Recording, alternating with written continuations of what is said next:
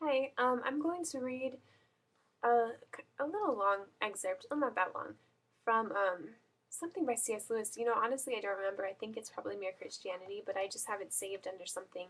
Um, there, it's not a complete excerpt. There are different parts that may be cut out, but it's basically about how people don't start off at the same level.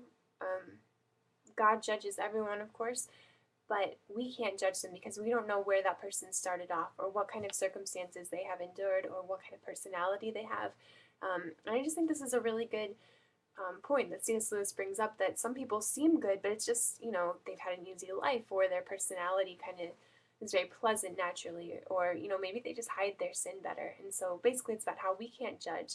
God is the one who judges our hearts and our motives, um, even beyond our actions. So let me just read this. All right, here we go. The bad psychological material is not a sin, but a disease. It does not need to be repented of, but to be cured. And by the way, that is very important. Human beings judge one another by their external actions. God judges them by their moral choices. When a neurotic who has a pathological horror of cats forces himself to pick up a cat for some good reason, it is quite possible that in God's eyes he has shown more courage than a healthy man may have shown in winning the VC, whatever that is. When a man who has been perverted from his youth and taught that cruelty is the right thing does some tiny little kindness, or refrains from some cruelty he might have committed, and thereby, perhaps, risks being sneered at by his companions, he may, in God's eyes, be doing more than you and I would do if we gave up life itself for a friend. Some of us who seem quite nice people may, in fact, have made so little use of a good heredity and a good upbringing that we are really worse than those whom we regard as fiends. That is why Christians are told not to judge. We see only the results with which a man's choices make out of his raw material, but God does not judge him on the raw material at all, but on what he has done with it. Most of the man's psychological makeup is probably due to his body. When his body dies, all that will fall off him, and the real central man, the thing that shows, that made the best or the worst out of this material, will stand naked. All sorts of nice things which we thought our own, but which were really due to a good digestion, will fall off some of us. All sorts of nasty things which were due to complexes or bad health will fall off others. We shall then, for the first time, see everyone as he really is. There will be surprises. Often, people who have all these natural kinds of goodness cannot be brought to recognize their need for Christ at all, until one day the natural goodness lets them down and their self-satisfaction is shattered. In other words, it is hard for those who are rich in this sense to enter the kingdom.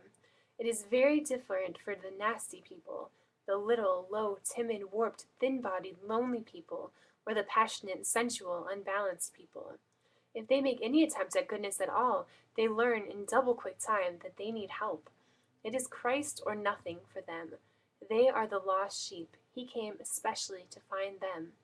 They are, in one very real and terrible sense, the poor. He blessed them. These are the awful set he goes about with. Awful set is in quotes. There's either a warning or an encouragement here for every one of us. If you are a nice person, if virtue comes easily to you, beware. Much is expected from those to whom much is given. If you mistake for your own merits what are really God's gifts to you through nature, and if you are contented with simply being nice, you are still a rebel, and all those gifts will only make your fall more terrible, your bad example more disastrous.